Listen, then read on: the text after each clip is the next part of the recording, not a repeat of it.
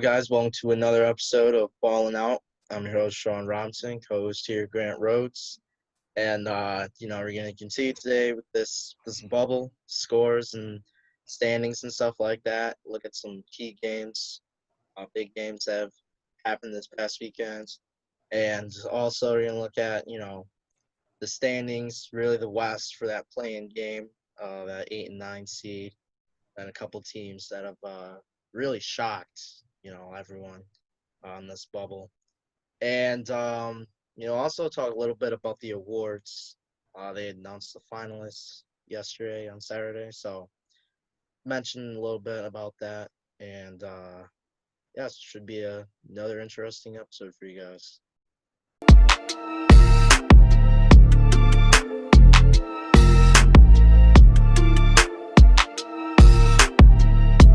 On Friday, big game. We had the Celtics and the Raptors. Raptors, I believe that is their first loss in the bubble. Celtics took a 122-100 win. Pretty good game. What are your thoughts on this game right here? The Celtics looked absolutely dominating. Watching the game, Pascal Siakam did not look good at all. He was looking very sloppy and very uncharacteristic of himself. Celtics looked like they really just wanted this game more, and they just came out with more energy. I mean, it looked like they were just rotating the ball, looking for the open shot, and it seemed to always fall for them. Jaylen Brown corner three, or Kemba Walker dishing it out, or even Jason Tatum didn't have a phenomenal game by his standards, but very easy to get the job done for them, and I mean it was a very easy win for the Boston Celtics. It seemed like. Yeah, easy win. Basically all of their whole starting lineup put up double digits. Gordon Hayward was one shy with 9 points. As you mentioned, Jaylen Brown, he's been looking sharp. I mean, this bubble, he had that first bad game against the Bucks, but I mean that whole Celtics team did really. But other than that, I mean, he's been showing out, and I think he's going to be a real key piece to them making a far playoff run. What they're doing, so that'll be watch out for him, and hopefully he can keep it up because I think the Celtics, I believe that they can make the Eastern Conference Finals, especially with the Sixers, Ben Simmons being out indefinitely, probably for the rest of the season. And then the Raptors, we all know about them reigning champs, but they're playing bad like this, and the Celtics are playing great defense and making their shots, then I believe they could go all the way, maybe even beat Giannis in the Bucks. Um, that's another hot take for you, but we'll see. As you mentioned, Kemba Walker, he's starting to get some more minutes, starting playing more. 17 points, not the best of shooting nights for him on 6 for 14. So we know he can do better. Probably show up in the playoffs, cardiac Kemba moments, I hope. Because this will be like his biggest playoff stage here. Only made the playoffs once with the Hornets, so it'll be good to see him during the playoffs. Um, Fred VanVleet, yeah, and then you mentioned Siakam didn't look his usual. VanVleet didn't look as usual, so hopefully the Raptors can figure out. And like I said, only lost in the bubble. Um, but I don't think they're too worried about anything. They're still sitting at that second seed, that second spot, with behind Boston at the 3. So I should be locked in. And have Brooklyn first round, so that'll be easy matchup for them. Don't see, especially this Brooklyn team. Not really Yeah, the I would best of agree. teams as of yet. As of yet. Yeah, that's true. Maybe next year, but this year I think the Raptors are gonna dominate them in the playoffs. Yeah, yeah. We'll have to see Brooklyn next year, man. That'll be good to see. KD. Hopefully Kyrie is healthy, and KD, of course, and then got some good role players: Dinwiddie, Joe Harris, Karis LeVert. So that'll be good to see those guys all in action. Um, that was about it from Friday. Grizzlies. I think they took their first win in the bubble against the Thunder, 121-92 win. Ja Morant did his thing. He scored 19. He had 9 assists, 4 rebounds. Dylan Brooks, 22 points. Um, this team, we expected much of them. They were at that 8 speed, kind of shocked everybody. But now that they have that key loss with Jaren Jackson Jr., they're kind of falling off. And I don't really see them. I don't know about you. I don't really see them making the playoffs anymore, especially with Trailblazers and Suns, which we'll get to in a minute here. Yeah, no, absolutely. I don't think there's any chance for the Grizzlies anymore. After, even before Jaren Jackson went down, they weren't looking too good. And I mean, they still hadn't won a game, but I mean, the loss of Jaren Jackson, I think, just solidified it that this team has to wait till next year and maybe build a team then. Yeah, yeah, but they're definitely heading in the right direction. I mean, that young team, to make a jump leap to being even in the playoff contention, I give props to the whole coaching staff, organization, management, all that. I have to say, and a lot of people said, Ja Morant, he really did something. But I think the duo of Ja and Jaren Jackson really was able to take them over the top as well. Um, that's about it from Friday. Saturday, we had some good games. Jazz and Nuggets, double OT. Jamal Murray made his bubble debut. Um, even hit the game winner, I believe. He had 23 points, 10 of 25 shooting, 12 rebounds, 8 assists. Michael Porter Jr. still going off, 23 points, 11 rebounds. Jokic dropped in 30 as well. Then Jeremy Grant, 21 points. We've mentioned this Nuggets team, how deep they are and how many, I see them really as they're like the Clippers, kind of, but not with Kawhi and Paul George. They're deep. Like, their benches are deep and their team is deep. They got guys that can play multiple positions and stuff like that. With Millsap, Mike Porter Jr., hopefully they get Gary Harris and Will Barton soon. But what are your takeaways from this game right here? Yeah, I like what you were saying. I mean, the Nuggets, you comparing like a JV Clippers team, you could say maybe. Uh, they don't have the star power as in Kawhi and Paul George, but Michael Porter Jr. is definitely establishing himself as one of the better younger players in this league already. Had a back injury most of his college career and kept him out, but all the numbers we're seeing so far from him are phenomenal. I think he's averaging well in the 20s, healthy 20s, up there in rebounds and a couple assists a game as well. And when you can combat that with Jokic, the big man down there, Jamal Murray and Paul Millsap, along with a decent bench. This Nuggets team is very scary, and this is not a team you want to see in the playoffs. Especially when matchups are a huge thing when it comes down to the playoff games, and being so deep as the Nuggets are, it would definitely be a havoc on some of the other teams around the league.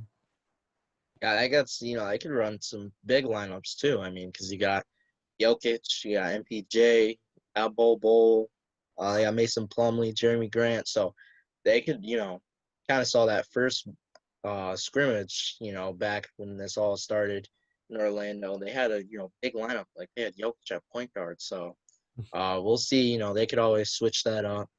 And then the Jazz, Donovan Mitchell, balled out a little bit, 35 points, 6 rebounds, 8 assists. Rudy Gobert, 22 points. Mike Conley is 20 points, 5 rebounds, 5 assists, 8 of 19 shooting. He's getting a little bit better, this year before the hiatus and everything, season suspended. He was kind of, hurt a lot, wasn't really playing that well. But he's really, starting to play a little bit better in this bubble of what I've seen, scoring more, shooting the ball more. So that's good. We've also mentioned, Donovan Mitchell cannot carry that scoring load, and talked about how Joe Ingles is like the second scorer on that lineup. So, Mike Conley is playing well. Also, Jordan Clarkson, great bench guy. I say maybe if he stays with this team, he could be in contention for sixth man of the year. I mean, from what I've seen, really when he got traded first and to Utah, he's really been balling out and helping that team off the bench, because that's Jazz really needed that bench scoring. So another positive. Also, another hot take for me as well. So maybe Warren Clarkson could do something here in a couple of years. I mean, yeah, this Jazz team, especially, I was been saying, like Donovan Mitchell cannot do all the scoring here, and Rudy Gobert is not much of a known scorer per se. I mean, he definitely gets his buckets, but he's not going to be able to carry an offensive load down there. So this emergence of Mike Conley scoring, even doesn't have to be too much, just 20 points a game for him. Very healthy for this team, and definitely could elevate their play to a whole new level. Yeah, I agree. Another game, Clippers and Trailblazers. Clippers take late win 122-117 against Trailblazers. Trailblazers really needed this win, especially because they're still trying to fight to get in the playoffs. Actually, I watched this game myself. Paul George, 21 points. Marcus Morris, 15. Shamit, 19. No Kawhi, so um, it's fine. CJ McCollum, 29 points. Lillard, 22 points. And Gary Trent Jr., man, he's still balling out as well. Great guy off the bench. Put in 22 points, 6 of 10 from three. Pretty sure in the second quarter he was like 6 for 6 from three. Like, man, didn't miss. I Um, don't think he missed many shots in that second half. He was on fire. yeah, he was playing great. Um, this game was great. We do want to talk about the after effects of Uh-huh. this game. Got a little crazy. Pat Bev and on the bench, we all know about Pat Bev. How hype he is all the time. Damian Lillard missed some clutch free throws at the end of the game there, and was laughing on the bench and stuff like that. And you know, Marcus Morris, don't know why he got into it. So you know, that got was taken to the next level. Damian Lillard, uh, said post game preview because he's seen a sign of respect because he sent at Bev home a couple years back when he was on Houston with that shot, and then we all know about how Paul George got sent home last Oof. year. Yeah, Paul So got his bag sent packing. yeah, sent him packing. So they both went at it, and then it kind of turned into a Paul George, Damian Lillard feud. So I don't know. I don't know. I kind of thought of it as maybe Damian Lillard doesn't like many guys that play for Oklahoma City. Uh, he has his beef with Russell Westbrook as well. Maybe this is a new fuel here, new rivalry. Um, the Paul George and Damian Lillard, which would be pretty exciting if I must say myself. Um, Well, what are your takeaways from all that and this game as well? For one, I just want to start off by saying I'm Team Dame on this one, 100%. You know, the man has absolutely balled out, to get to where he is at this point, in his life, in his NBA career. Um, yes, he did miss, very clutch free throws. And, he's going to have to live with that. That is what it is. Players make mistakes and, no one's perfect, and Pat Bev Right. definitely let him know about it, and Pat Bev's always going to be doing, stuff like that. So, I mean, there's nothing that, Dame could have done. And I thought he handled it pretty well, saying that, it is what it is. He took it as a sign of respect, saying, how well he had done and, how he'd sent them packing in the past. But my key takeaway was I like the Instagram comments back and forth Oh between, yeah, especially Paul George. I mean, Pat Bev tweeted out like Cancun on three or something, and yeah. I don't know what that means. I didn't really get that I either. I, I thought maybe he's hungry. I don't know. I don't know. But Paul George, was kind of went at him a little bit, and just saying, you're about to get bounced this year, kind of Yeah, letting him know.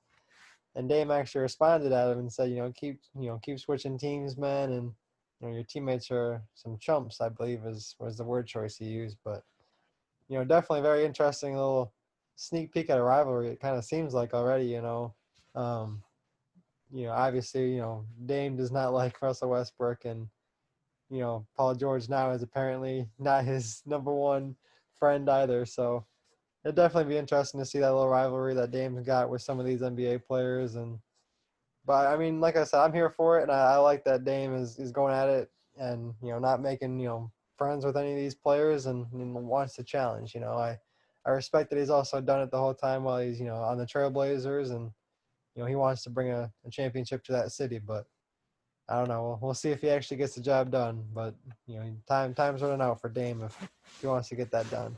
Yeah, yeah. Time is running out for Dame, and going back to Instagram, Paul George posted on his story, a little bit after that, like he had 6 major surgeries and stuff like that. Like I get it. He had one of the most gruesome injuries I have to say in the last couple of years. Breaking his leg. So Yes, I mean, without a doubt. I get that and stuff like that. But I mean, at the same time, like you know, they've both had their runs. Let's just say. I mean, Damian Lillard, he's had his runs in the West. Paul George, not really in the West. He had in the East. Back when the 12-13 days he was playing against Miami, in the East Conference Finals. So yeah, this will be a good this is a new feud here, and it's kind of weird. Not I should say weird. It's kind of funny how they're all in one place, all in Orlando. Like they're not, they're traveling cities. So hopefully nothing gets too heated and they see each other in the hallway. Somebody gets beat up or something. So Well, I start think a brawl. actually I saw this. It was on Twitter, so I don't know if it's 100% true, but I'm pretty sure they're in like the same exact hotel. Just I think it's like 3 or 4 floors apart is where how many Huh. floors they are. So very Huh. interesting to say the least, I should say. Oh yeah, that'll okay. Yeah, that'll be interesting to see if anything happens in the next Yeah, couple of that's days or so. So yeah, that'll be interesting there. Um, Another game you had the Suns and Heat. Phoenix Suns are really they are shining bright right now. They're heating up. Devin Booker, 35 points, um, 3 rebounds, 6 assists. Want to mention he did not make a three that entire game, but still dropped the most in the game. Uh, this Heat team, they still didn't have Jimmy Butler. They had Bam Adebayo, rising star, Tyler Hero, Duncan Robinson. They all put in 25 points. Jay Crowder put in 17. So I just want to mention this Suns team, man, surprising. Everybody was like, why, especially myself, I was like, why are they getting invited to this bubble? They're not going to playoffs. But they are shocking the world. Let me just say that. They are a half game down from the 9 seed as of today, as of Sunday. Um, they can make the playoffs. Unfortunately, I don't even know. It could happen. This bubble is different. That's all I'm saying. This bubble is something different to the teams, the players. I mean, geez, man, they should do this every year. Maybe just a couple honestly, months out of every year. this is insane. This is bringing up. I mean, players are coming out dropping 50 when they didn't even average 20 in the season. Like this, I mean, the bubble is just bringing out the best of everyone. It's insane.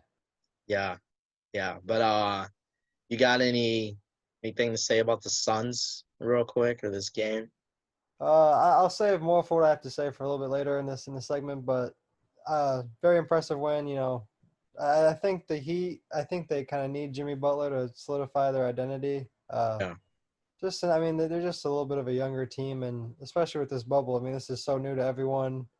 But being able to have a more of a veteran player, to be able to lead your team out there, kind of helps bring the team in more and communicate better, especially when uh, there's no home court advantage for anyone. So it's just the dudes out there playing basically just a regular pickup game, and yeah. you take any advantage you can get. So having a veteran leader out there is definitely key, and you can tell that maybe the Heat are missing him a little bit, but definitely nothing to take away from the Suns. Very good win, and very impressive that they've been able to remain undefeated.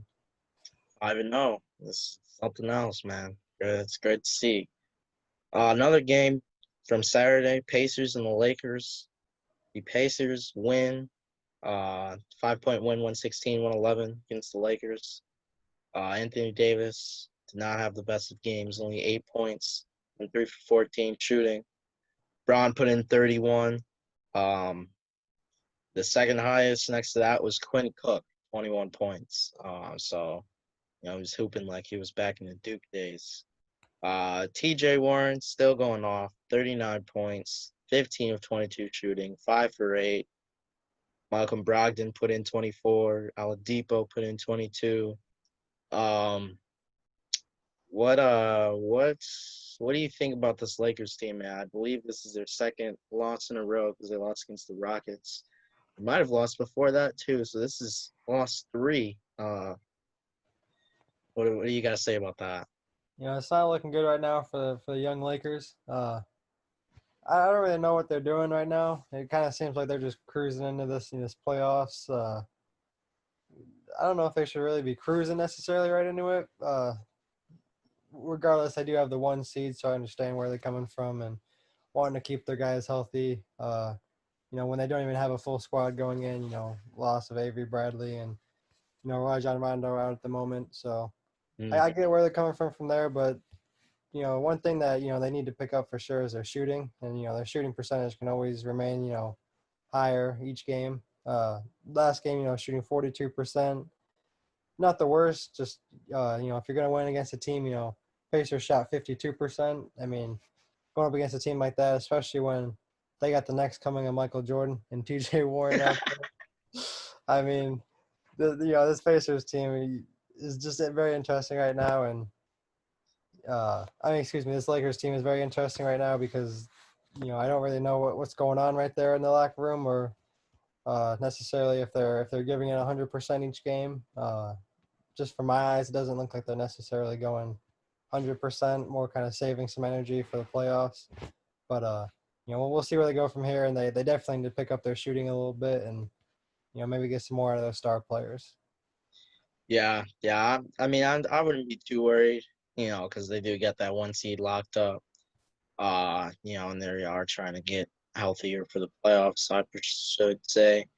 Um, I mean, yeah, talk about TJ Warren, next Michael Jordan, apparently. I understand. Uh, so that would be interesting to see. Monday they play against the Heat, the Pacers, against Jimmy Butler and TJ Warren. Everybody was waiting for that, because back in the earlier season, they were getting at it. So I believe Jimmy Butler is going to play that game as well. Oh, So ooh, okay. that'll be yeah, that'll be good. That'll be good to see if he can slow down TJ Warren or not. I tweeted my prediction out to see, said 54 points, but I was thinking about it. I saw the Maybe whole stat line. You had a whole stat yeah, line. maybe not that much. Maybe more like 40 or so. But I mean, man has been shooting like lights out. Like he only misses like 7 shots in like game. Um, I mean, man has never played like this in his life, and all of a sudden, Orlando, he can ball out. So No, it's absolutely insane. I mean, the fact that he's putting up these numbers, it's cool. It's nice. I've seen some players do it, but the fact mhm, that he's shooting it so well too, like you said, only missing like 7 shots a game, 5 shots a game, 4 shots, like mm, that is winning basketball, and that is very efficient. And I mean, it's a very scary sight to see right now. uh, If you're Jimmy Butler. yeah.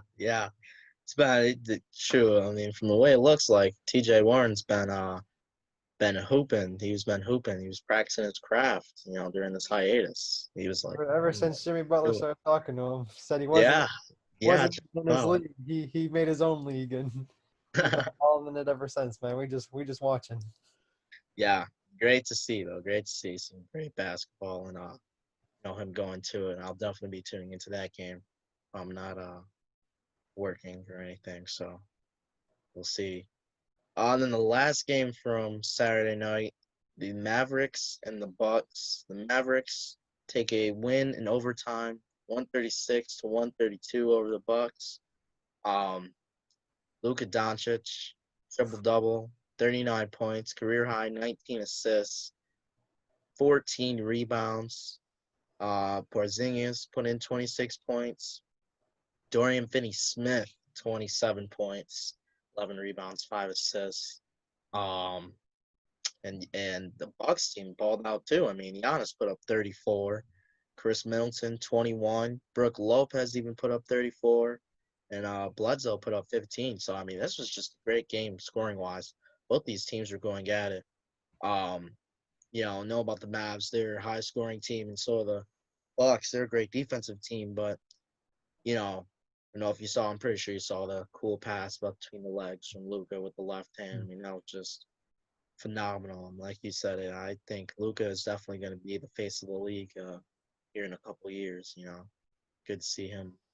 He's just making everybody look goofy out there, basically. I mean, with those passes. So I mean, he really is. This is only in his second year as well, too. yeah, Like, I mean, who knows what, if this is even his prime. I mean, I'm assuming.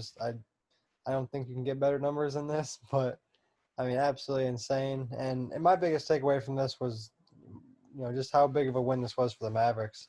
I mean, it wasn't like the Bucks. I think were taking this game off. I mean, watching this, it looked like both teams wanted to win this, like it was, the NBA Finals. It really looked like, um, you know, players giving it 110% each play. I mean, I've already mentioned this before 100 times. When Luka gets going, I mean, there's always a recipe for a good win. But once you get Kristaps, cooking as well, along with some of the other players on that Mavericks team.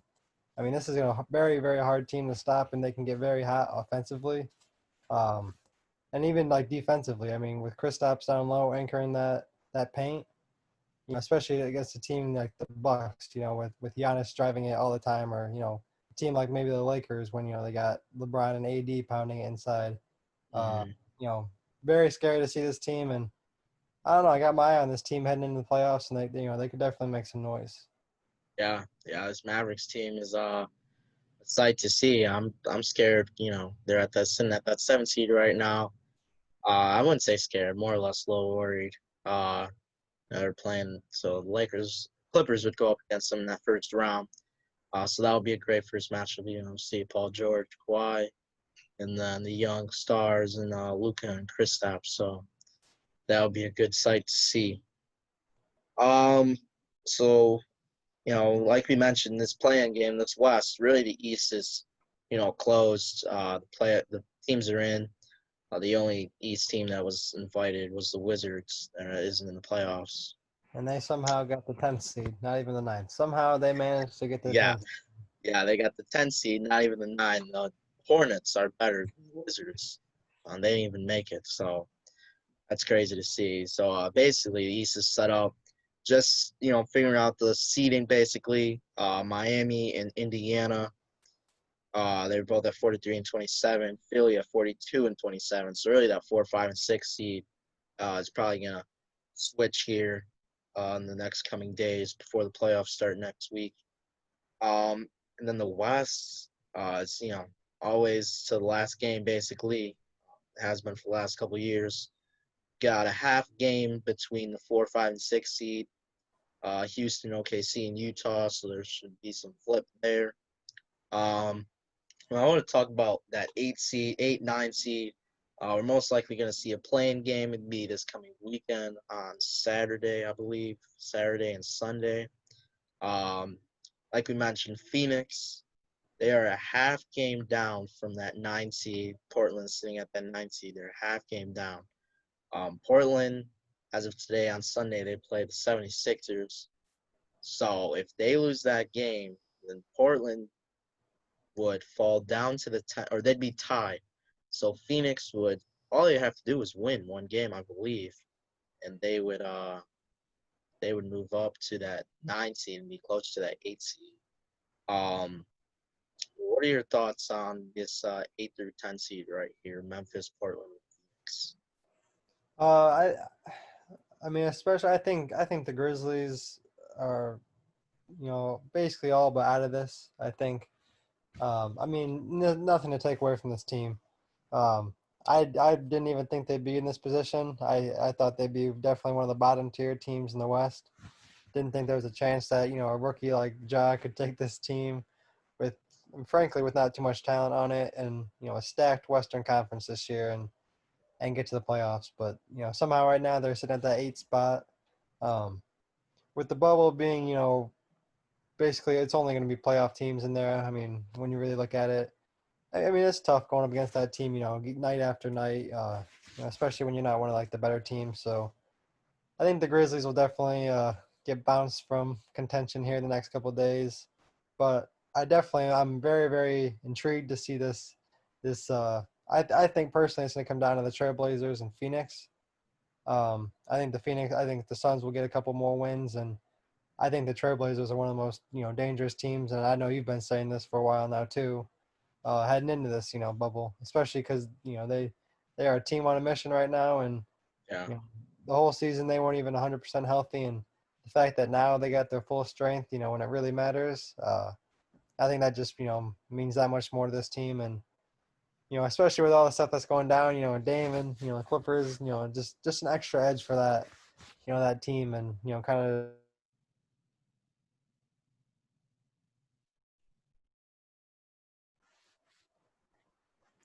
So the Grizzlies team. I think they're all out of it at this point. Especially with Jaren Jackson being out and Ja taking this team as far as he can. Not, I didn't even think they'd be here. So, credit to where it's due. But I really think this is a matchup between the Trailblazers and Suns for this eight spot right here.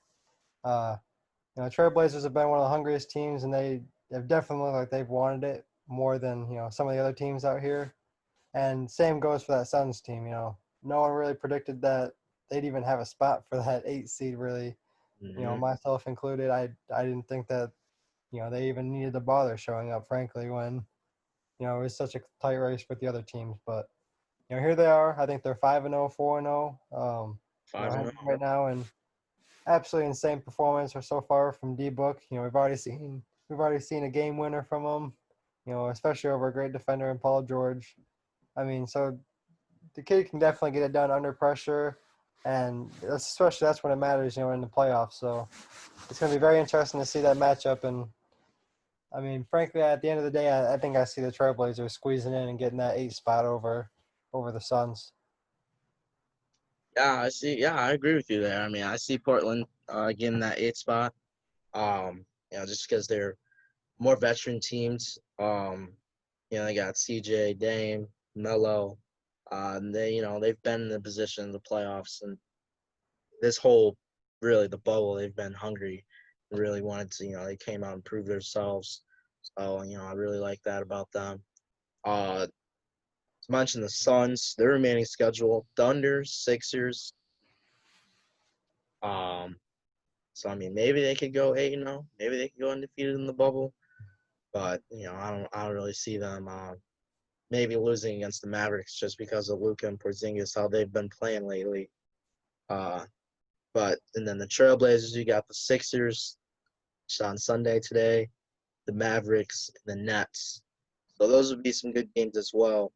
Um, really, I guess Portland, they could win all three of these games. Um, both teams could win all three of the games. So, like you said, the Grizzlies, think they're out of it due to Jaren Jackson. They had a great season though, great run. They're looking for the future, looking bright future ahead of them. Um, yeah, I say that Blazers team is going to make that 8 seed.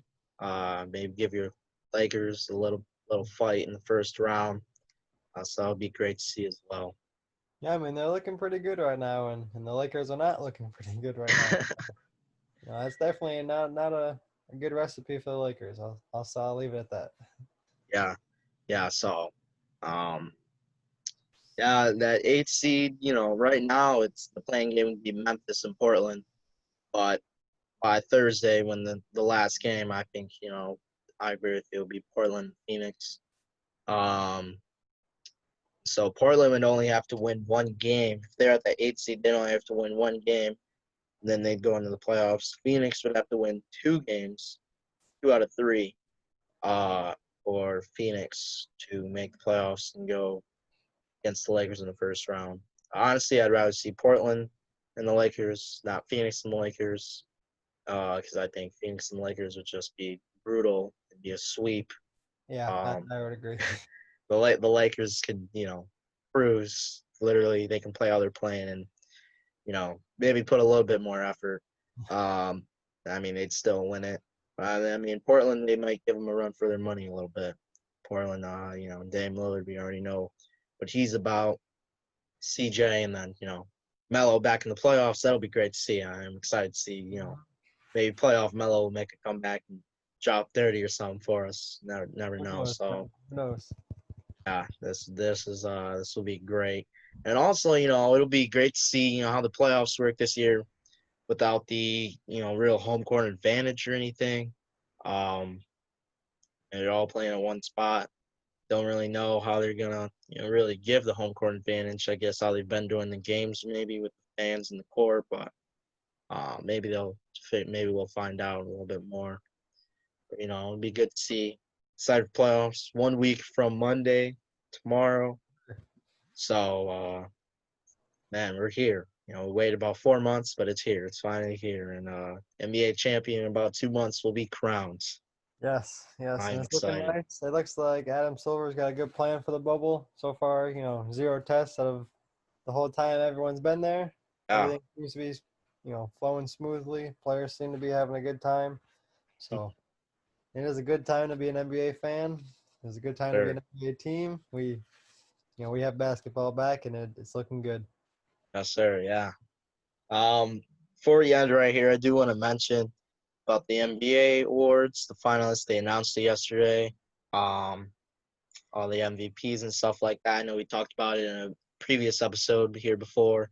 But really, I just want to touch on the most improved player. They announced the three: Bam Adebayo from the Heat, Brandon Ingram from the Pelicans, and Luka Doncic from the Mavs. And he won Rookie of the Year last year, but I don't really see him. Me personally, I don't really see him as the most improved player. I mean, yeah, he improved, definitely. I mean, he's already a baller. I believe he said it himself. He should go to Devontae Graham, which stats have skyrocketed from last year's rookie year to this year. Really helped that Hornets team do something, do a little bit more, do a little bit better than what they've been doing. I mean, they got a better record than the Wizards that were in the bubble, so Absolutely, that yeah. says a lot. Yeah, absolutely. I would agree with you 100%. And, I agree with Luca. Not to take anything away from Luca, I think he's had, a phenomenal year and he's, definitely improved his stats. Hmm. I just think when you think of this more with this award, I think it's more drastic improvements. And I've seen, improvements from Luca, but, I don't think it's to the point where, it's as drastic as I'd say maybe Devontae Graham, going from about 4 points a game to, just, 16 points a game. You Yeah, know, 2 assists to 7 assists. I mean, right there alone, I think that speaks more volume than Luka Doncic's stats. Again, nothing to take away. Just personally, I would like to see him up there more. Um, along with that, Bam and Brandon Ingram. yeah, yeah. Usually, most improved player, they give it to the guys that have made it more leaps. So, like Brandon Ingram did, like Bam Adebayo did. So, when I saw that and I saw Luca up there, and then I saw, Devontae Graham tweeted something, it was like, huh, I'm not up there. I was like, oh yeah, I kind of forgot about him, and saw his stats, and I was like, wow, really improved. All the other awards, we kind of touched base on that, previous episode. MVP, James Harden, Giannis, Bron. I believe this is like they said, James Harden. This is like top three. He's been top three in the last 5 or 6 years, so that's good. It's shows that nobody can stop James Harden and that stupid step back move, a foul that he always gets called on, which I don't even know. Maybe it's that unstoppable from with the tape. Seeing it in person, it looks stoppable, but the guys cannot. No player's been able to stop for the last 5 years. So Nobody. Nobody. yeah. I mentioned defensive player, AD, Giannis, Rudy Gobert, six man, Dennis Schroeder, Montrezl Harrell, Lou Williams, rookie of the year, Ja, Zion, and Kendrick Nunn from the Heat, which I mean that he's definitely should be a finalist. I agreed with that as well. He definitely, along with Jimmy Butler, helped that team. He made an impressive. I didn't even know like who he was before the season started and stuff like that, but he definitely has helped that team, and I see why he's in the finals. I don't think he's gonna win it. Obviously, it's all Ja. I think he's got that locked up, but Absolutely. yeah, good to see him a finalist and um yeah, and oh, and then coach of the year was Mike Budenholzer. Nick Nurse was on there, and who was the last one? Billy Billy Donovan. Donovan. Yeah, Everybody Billy knows Donovan. which I really think that Billy Donovan should get it because beginning of the season, the Thunder had a 0.2%, a 2% chance to make the playoffs, and they're in the playoffs, and so Absolutely. I yeah. mean, I think there's only two coaches that deserve to win it, and it's either Nick Nurse or Billy Donovan. I Hmm. mean, Mike Budenholzer, I think the Bucks have the best record, but that's because you have Giannis. Frankly, I'm sorry, it has Yeah. nothing to do with the coach. Let's just be honest here. Like Nick Nurse, I mean, this Raptors team, they were kind of written off after Kawhi left. They're a good team, but without Kawhi, they're not going anywhere. And they've actually improved their record, and I like to see what they've done as a team. But like you said, Billy Donovan, tremendous coach as well. And personally, I think it's really toss a coin on this one even. Both coaches have done such a phenomenal job. Yeah. Yeah. Only thing about that, I would replace me personally. I'd replace Mike Budenholzer with your Lakers coach Frank Vogel. I mean, you look at that turnaround. They had a losing season last year. They bring in a good coach, brought in AD, another star. They already had LeBron. Switched that team up and got the first seed in the West. So I think he should be over there over Mike Budenholzer. But it's good I mean, to see that they gave Billy Donovan and Nick Nurse the credit and put them on there. yeah, I would agree. I mean, especially even Frank Vogel, what he's brought defensively. We saw it back in the day when he was with the Pacers. With Paul George in that team. I mean, they were one of correct me if I'm wrong. I believe they were definitely top 10 every single year he was there in defensive ratings. I mean, there's a certain thing about what coaches can bring to a team, and I'd say especially Nick Nurse, Billy Donovan, and yeah, even Frank Vogel. Especially what they brought to their teams this year. Phenomenal difference, and well respected award. Yeah, well respected award, and I think those will be announced during the playoffs. Not really sure when, so it'll be back in the old times maybe. We'll see Adam Silver there on the court in the bubble, present the awards to him. So it'll be back how it used to be without the NBA awards show. So that'll be good to see as well. Yes, sir. But that is going to end our episode for today. We will be back, keeping you guys with the bubble and everything. Great games this coming week. Even today, Sunday, there's some good games. So, these last seeding games are fiddling out, getting those out, and we'll be watching for that, especially that 8 seed, 8 and 9 seed in the West, right there. So that'll be exciting to see. But catch you guys next week, and hope you guys have a good one.